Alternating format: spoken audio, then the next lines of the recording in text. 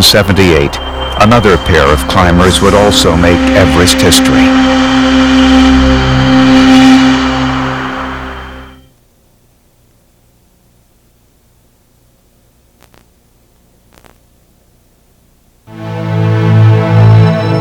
Before 1978, all climbers who had crested Everest had done it with the aid of supplemental oxygen. Then came Italian Reinhold Messner and his Austrian partner Peter Habeler. They were determined to climb without it. For them, it would strictly be man against the mountain.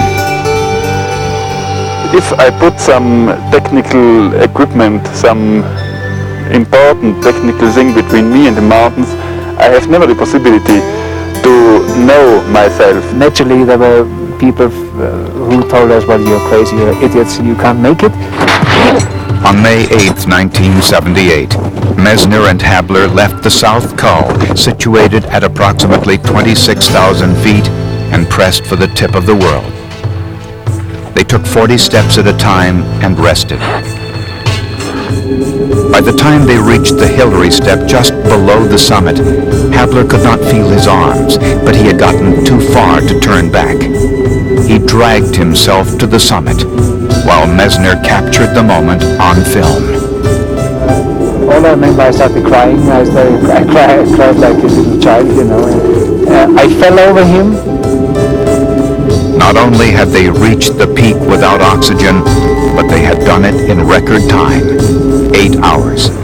On average, climbers who use oxygen take 12 hours to reach the summit from their last camp.